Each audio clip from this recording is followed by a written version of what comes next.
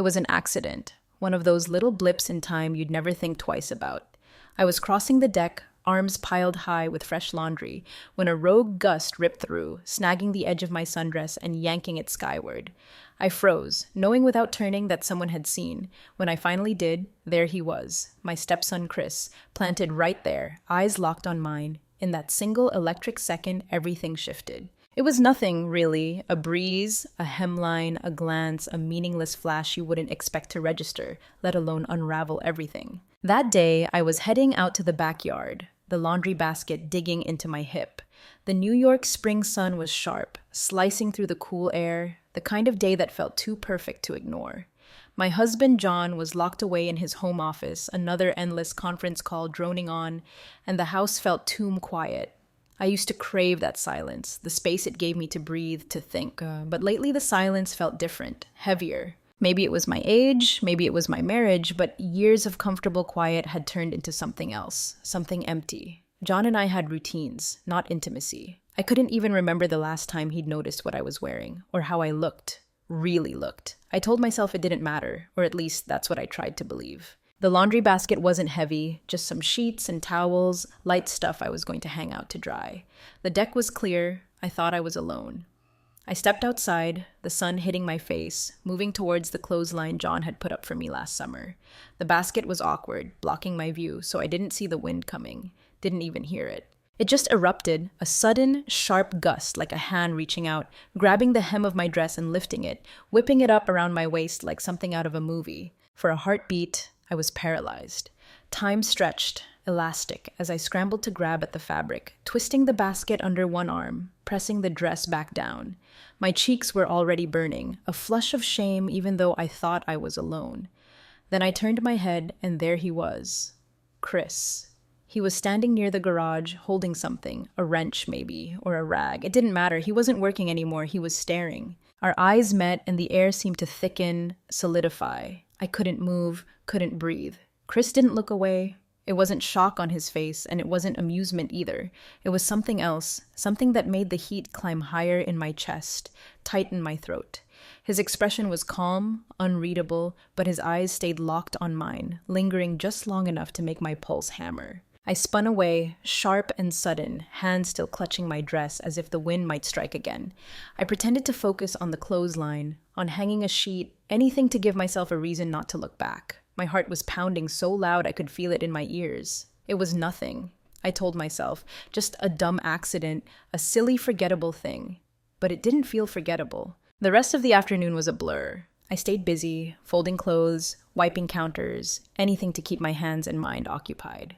It was ridiculous. I knew. Chris hadn't said anything, hadn't done anything. He'd just looked. But that look had unsettled me in a way I couldn't shake. I told myself it was just embarrassment, that I hadn't felt that exposed in years.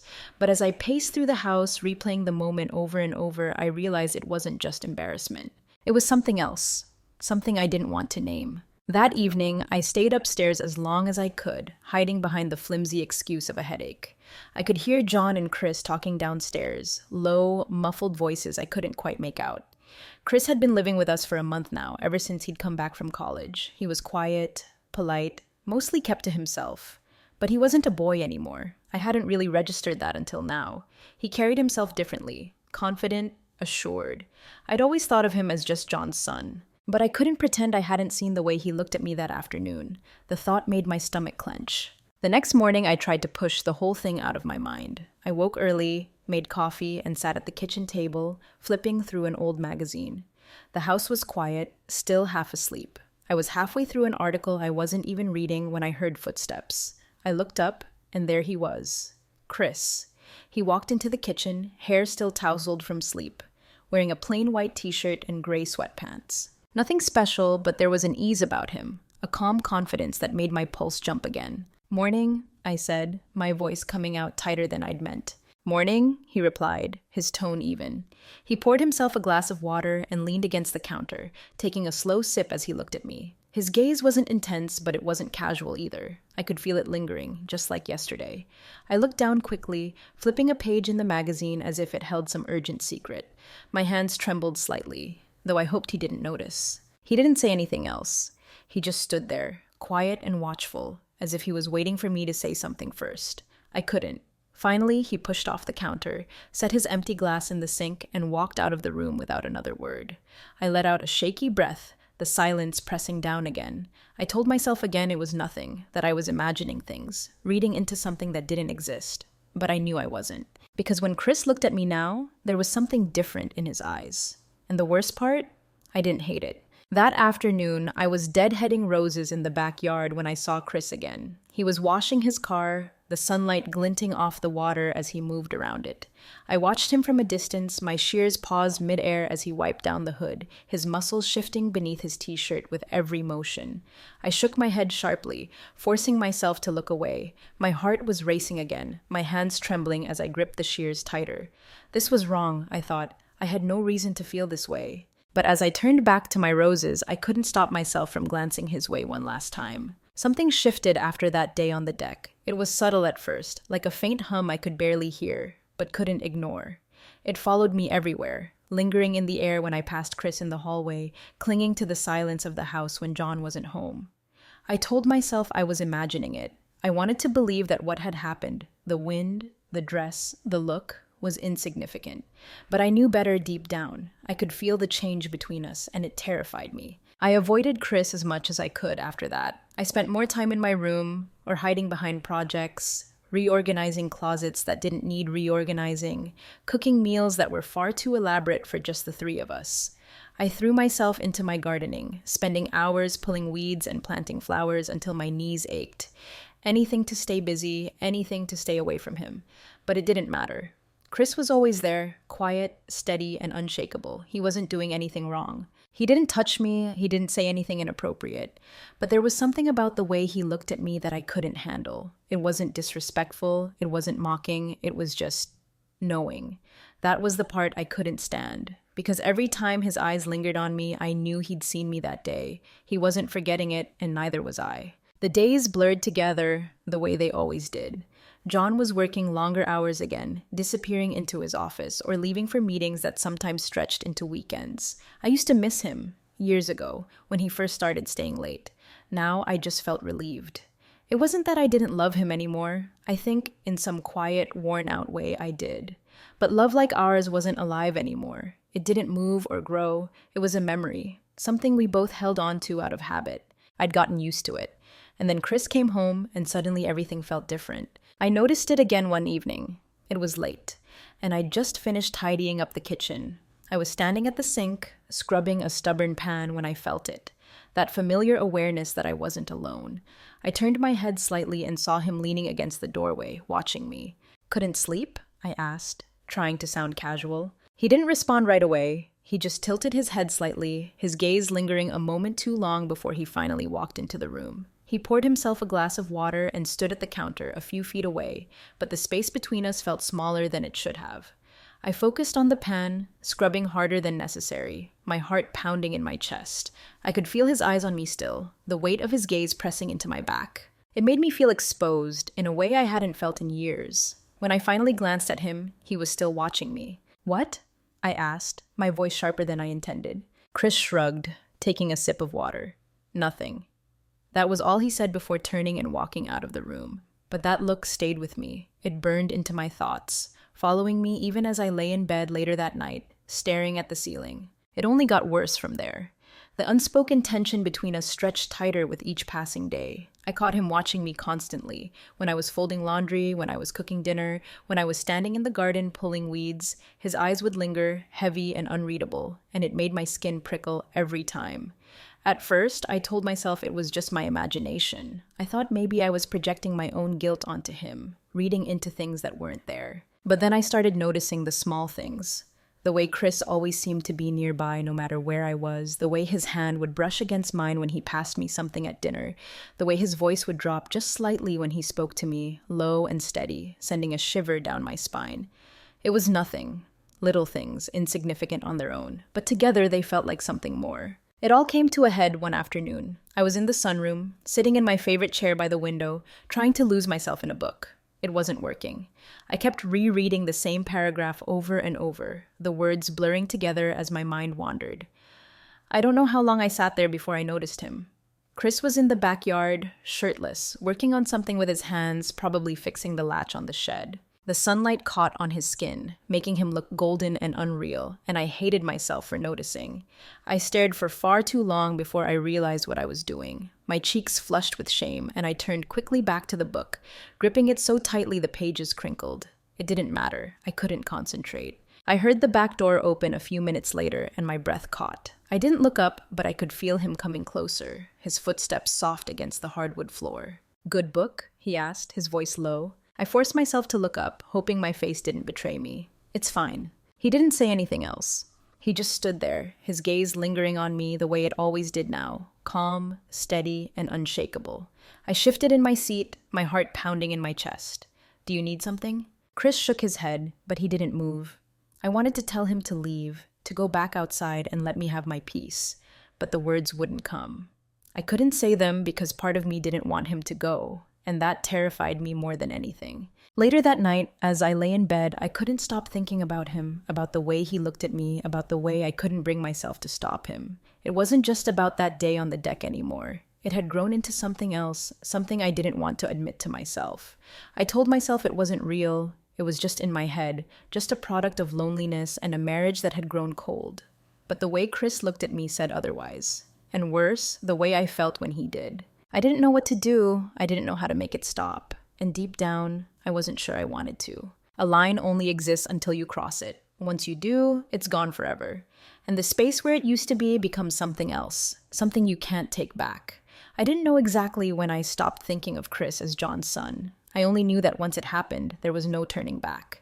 The tension that had been simmering between us for days finally boiled over one night. It was inevitable, I think, as I look back now. A slow-burning fuse that had been quietly eating its way towards the powder keg while I pretended not to notice. It was a Thursday evening. The house was silent, wrapped in that empty stillness that used to comfort me, but now left me feeling exposed. John was out of town again. He'd left that morning for a 2-day conference, promising, as always, to call when he had a moment. I didn't expect a moment. I rarely got them anymore. The evening air felt warm and heavy as I moved through the house, restless and unable to settle. I turned on the television in the living room, trying to drown out the silence, but I couldn't focus on anything. I kept glancing at the clock, listening for sounds that weren't there. I didn't hear him come in. When I turned, Chris was standing in the doorway. He leaned casually against the frame, his hands tucked into the pockets of his jeans. He looked at me the way he always did now, calm and quiet, his gaze unflinching, like he knew something I didn't. My pulse quickened. I turned back to the television, pretending I hadn't noticed him, though I could feel him still watching me. "Couldn't sleep?" I asked, my voice thin. He didn't answer right away. I heard his footsteps as he moved further into the room. He sat down on the other end of the couch, close enough that I could feel the weight of him there. The air between us felt charged. I didn't look at him, but I could sense him watching me. It made my skin tingle, made me hyper-aware of the way my hands were gripping the edge of my dress. I could have left. I could have stood up and disappeared into my bedroom, closing the door behind me like I had so many other nights. But I didn't. Instead, I stayed rooted in place, my breath shallow, my heart hammering heavily in my chest. I don't know how long we sat there like that, silent and unmoving, before he shifted.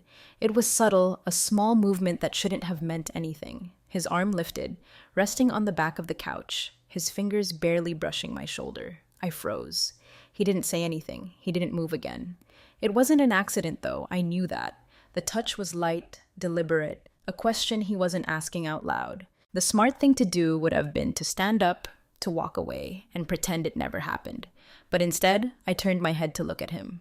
Chris met my gaze, his expression steady. He wasn't uncertain, he wasn't afraid. I should have been. "Chris," I started, but my voice faltered. I didn't know what I was going to say anyway. His hand moved then, slow and deliberate, his fingers brushing against my shoulder again before trailing down my arm.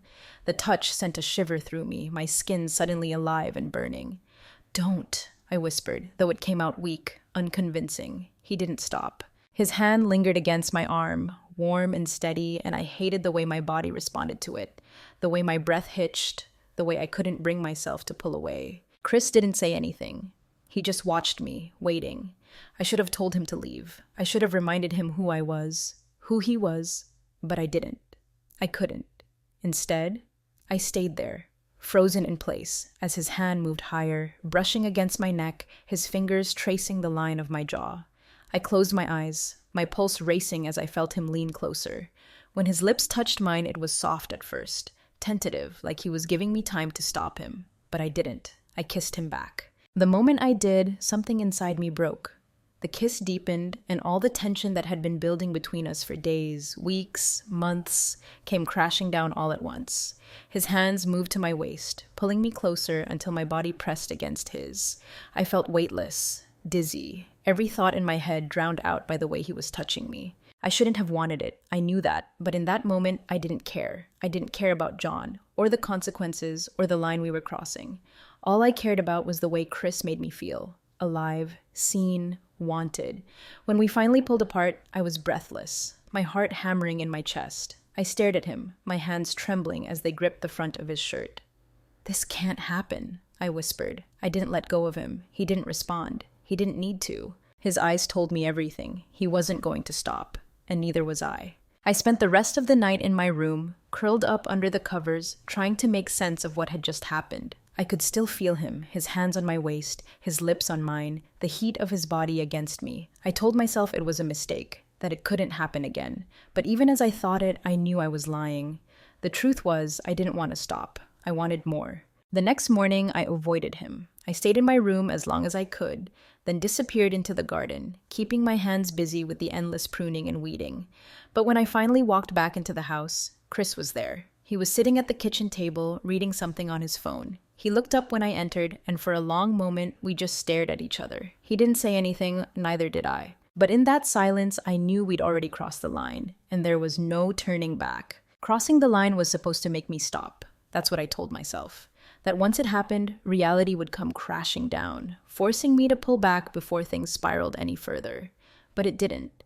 Instead, it opened something inside me I hadn't felt in years. It was as if I had been sleepwalking through my life, and Chris had shaken me awake. I felt alive. Awake in ways I didn't think possible anymore. And for the first time, I didn't feel invisible. That was the most dangerous part of all. At first, we were careful. Or maybe we just thought we were. It started with quiet moments, stolen in the empty spaces of the house. Small, silent exchanges that made my skin burn and my pulse race. A lingering look in the hallway, his hand brushing against mine when he passed me a coffee mug. The way he would stand just a little too close when he walked up behind me, his breath warm on the back of my neck. None of it was innocent, but none of it felt deliberate either. It just happened. I would find myself holding my breath whenever Chris entered a room, my heart speeding up like I was a teenager again. He didn't say much, but he didn't have to. His presence said everything I was trying to deny. It was late one evening when everything escalated. John had left that morning for another 2-day trip, and the house felt emptier than usual. I told myself I would keep my distance, but I had given up pretending long ago. I was in the laundry room, folding clothes, when I heard footsteps behind me. I knew it was him before I turned around. My breath hitched as I felt him there, standing close enough that I could sense the warmth of him at my back. I froze, the freshly folded towel gripped tightly in my hands. "Chris, what are you doing?" I wanted my voice to sound firm, but it came out shaky and weak. He didn't answer, but he didn't need to.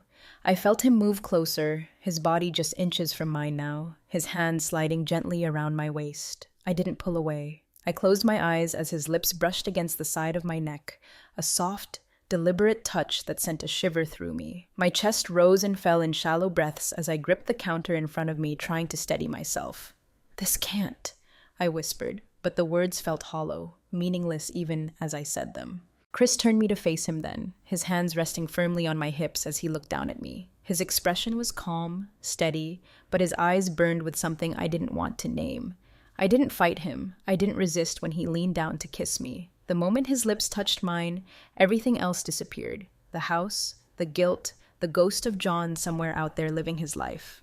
There was only Chris. That night, I let it happen. I didn't stop him when his hand slipped under my shirt or when he led me upstairs. His fingers tangled with mine as we moved through the darkened house like thieves. I didn't stop him when we fell into the guest room bed, the sheets cool against my skin as he pressed his body against mine. I didn't stop him because I didn't want to. I let go of everything, every thought, every doubt, every whisper of guilt that tried to pull me back. I let myself be what I hadn't been in years, a woman, alive and wanted. I don't know how long we stayed there, wrapped in each other, the quiet hum of the house around us. But when I finally lay beside him, my body exhausted and my mind spinning, I felt something I hadn't felt in longer than I could remember. Peace. It didn't last.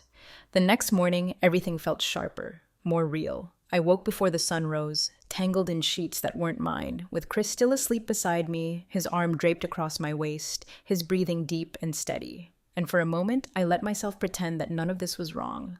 But then reality came creeping back in, cold and cruel. I slipped out of bed carefully, moving slowly so I wouldn't wake him, and gathered my clothes from where they'd been tossed carelessly to the floor.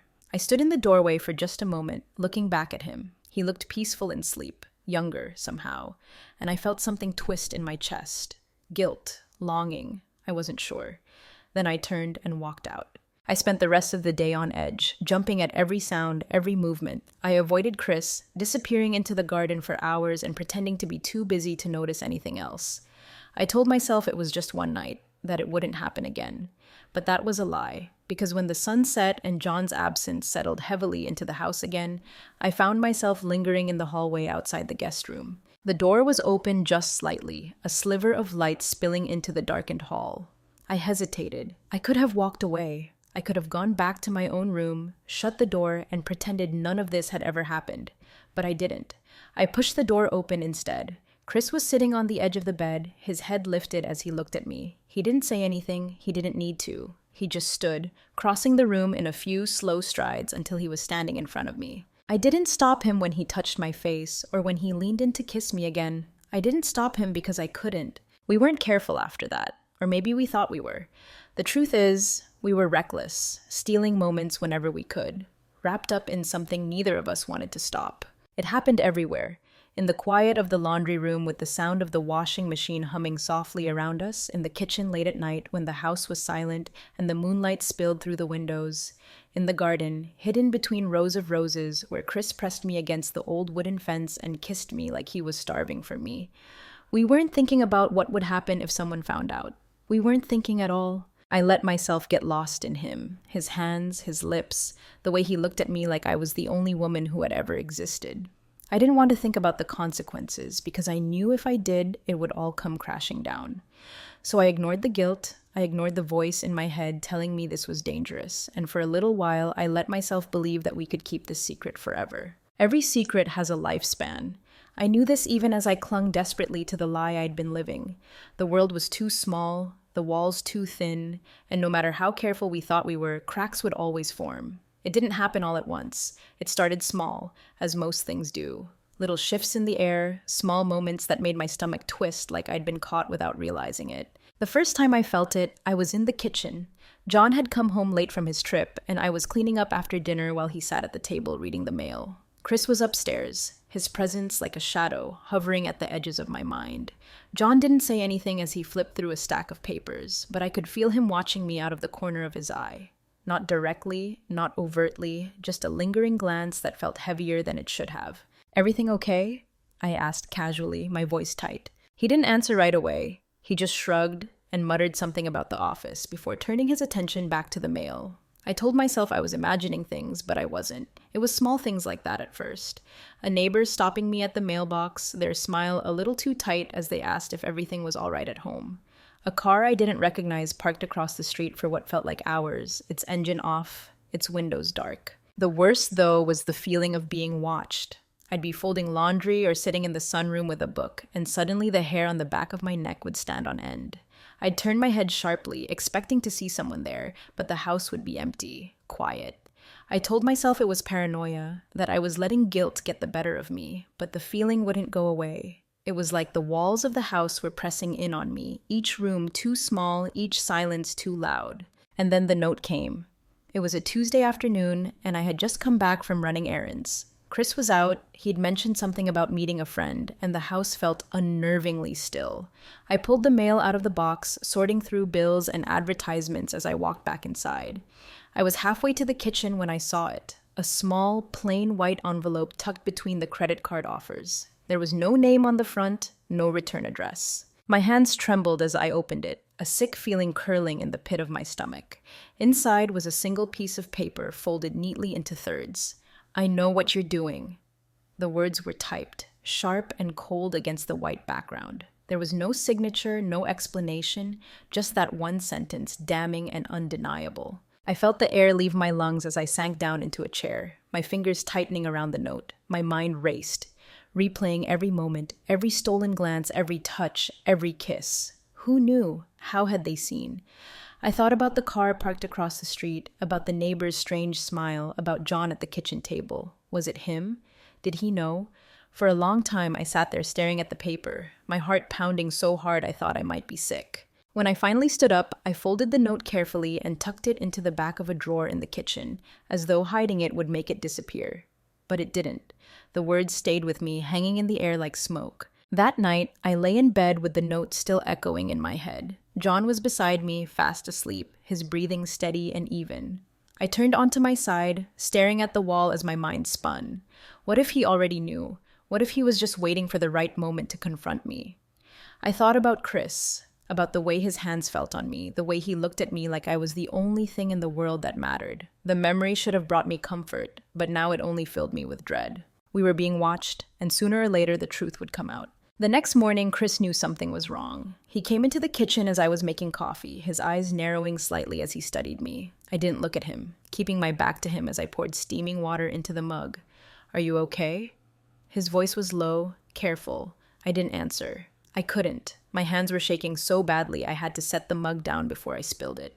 The silence stretched, heavy and suffocating. I could feel him waiting for me to say something, to look at him, but I couldn't. Finally, he moved closer. I felt his hand brush against my back, gentle, reassuring. "What happened?" he asked softly.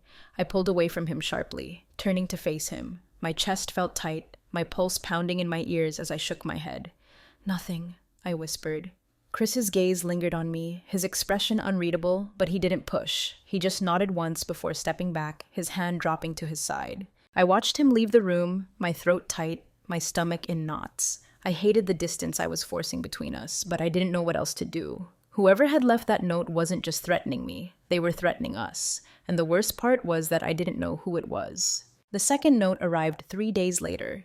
This time, it wasn't in the mailbox. It was on the kitchen counter, waiting for me when I came downstairs in the morning. "Does he know yet?"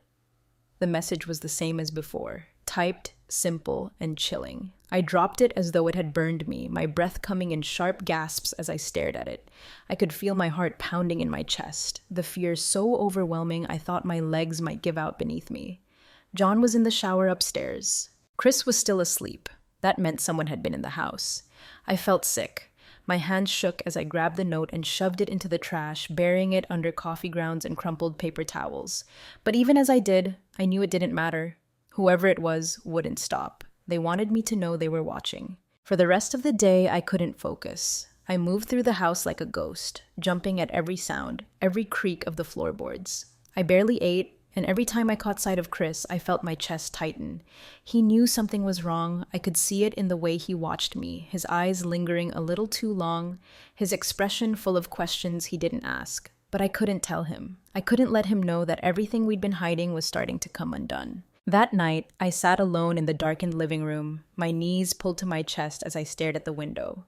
The curtains were drawn, but I couldn't shake the feeling that someone was out there, looking in, watching, waiting. It was only a matter of time before everything came crashing down. Secrets unravel the same way a thread pulls from a sweater. Slowly at first, almost unnoticed, until everything comes apart in one violent, inevitable snap. I had known for days that something was coming, that the quiet hum of our house was about to explode into chaos, but knowing didn't make it any easier when it happened. The day everything fell apart started like any other. I woke up before dawn. John was still asleep beside me, his body curled away, as distant in sleep as he was when awake. I sat up carefully, feeling my bones protest, and moved quietly to the bathroom, shutting the door behind me.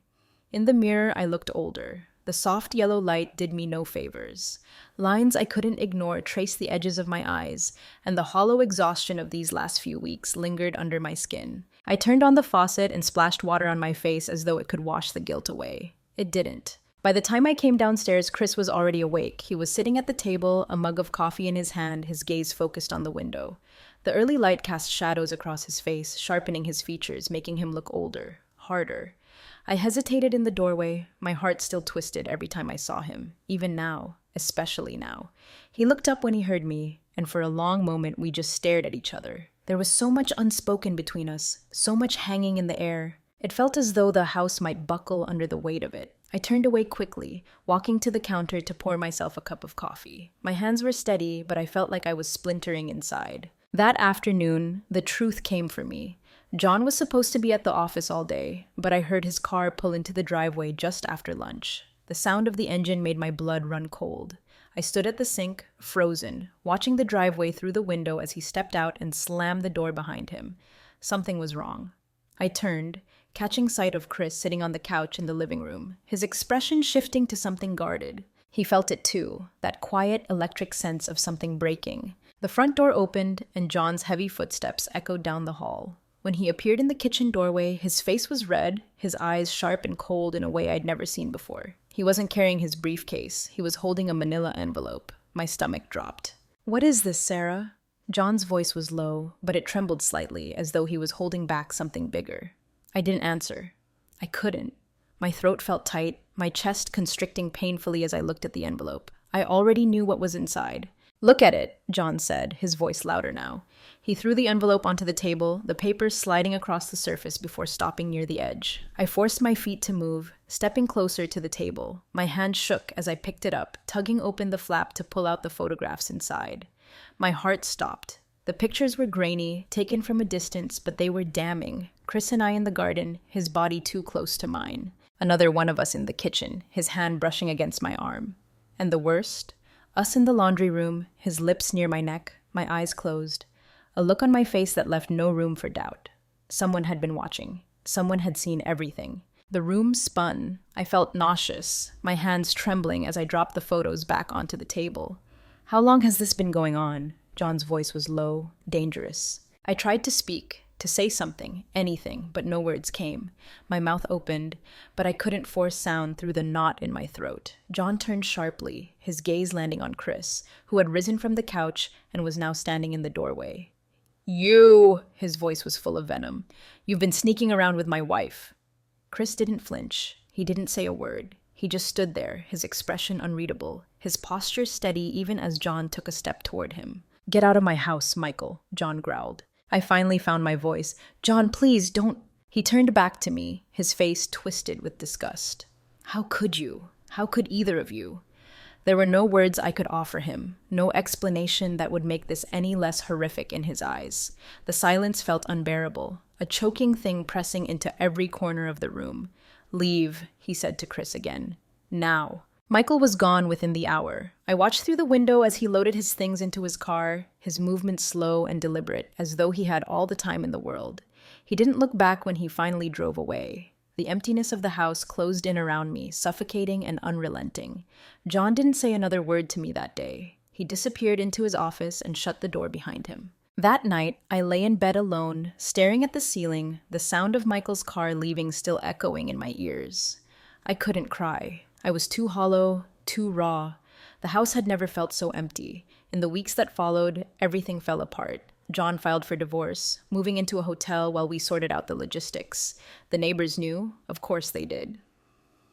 People whispered behind their hands when I passed them on the street, their smiles thin and sharp, their curiosity barely hidden. I stopped answering the phone. I stopped checking the mail. I didn't see Michael again. I thought about him constantly, though.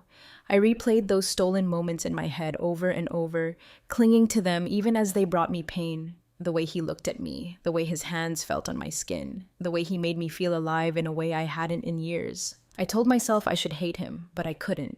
He had been the match that set everything ablaze, but I had been the one to strike it. One day, as I sat at the kitchen table with a cup of cold coffee, I found an envelope slipped under the door. My chest tightened as I opened it, my fingers trembling slightly. Inside was a single sheet of paper. "I'm sorry for everything. I'll come back for you someday." It wasn't signed, but I knew who it was from. I sat there for a long time staring at those words, my chest tight and aching. I didn't know if I believed him. I didn't know if I wanted to. But for the first time in weeks, I let myself smile. Just a little.